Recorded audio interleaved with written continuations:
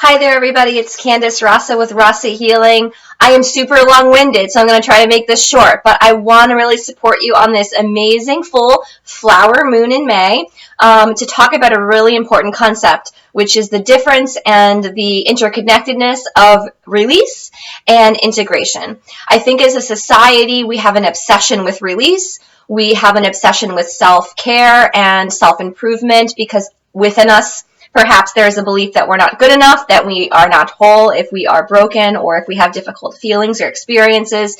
So we kind of charge like a bull in this idea of self-improvement, to get better, to let go of. I need to let go of this thought. I need to work on this. I need to manage this. And I think that is a really unhealthy way in which we run from ourselves and run from difficult emotion.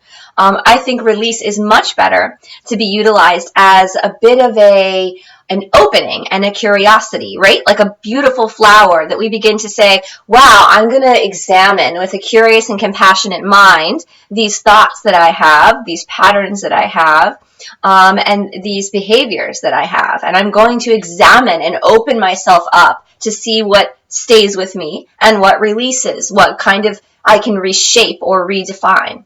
And that is a beautiful, connected, mindful practice of release versus our addictive society of like work hard, die hard, work hard, play hard, work hard, get money, work hard, be a better person. So all of that I think is a bit superficial, and I think it's avoidance. So I would support also integration, which goes collaboratively with release, because in many ways, the painful suffering that we experience comes from recharging certain thoughts and behaviors over and over again. So the integrative process isn't, run from and make myself better. The integrative process is, hi there, hello there, beautiful thought that is very negative to me. Hello there, beautiful feeling state that is quite condemning of me. Hi, how are you?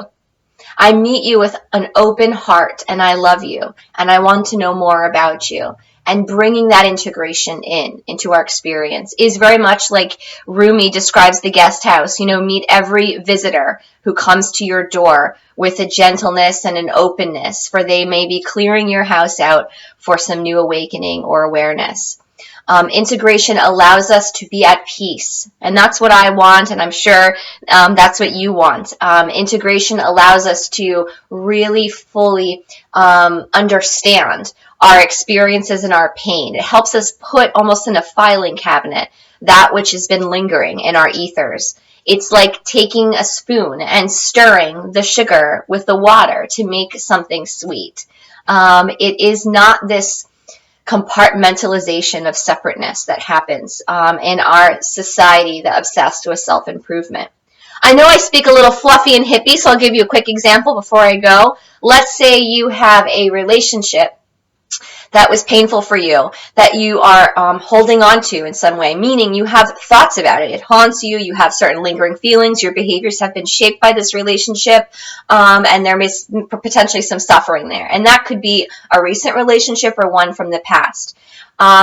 What you would do to work with these two energies of release and integration in an example like that would be to really examine and open and be present for this release of whatever, unconscious, very gentle, not driven forcefully, opening of curiosity of thoughts that can be reshaped or rewritten, patterns that can be reshaped or rewritten. That is the release, the opening, right? The expansion. I think expansion is even a better word for that.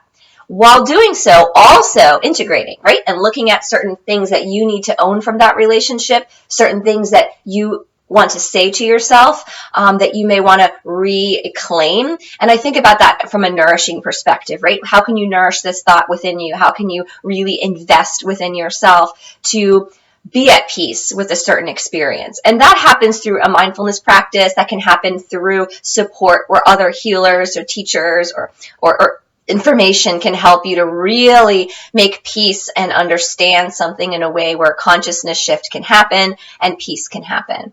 So I hope this was helpful for you today, and I just really want to honor you and not running from yourself. I don't know about you, but running from pain has not been successful for me, and neither is indulgence. You know, indulging in pain has not been successful. People think that attention is indulgence, and it's not. You know, it's like a clay that's spinning on a pot, right? If you do nothing to it, it doesn't make a pot. But all you have to do is put one finger on it, and the shape changes instantly.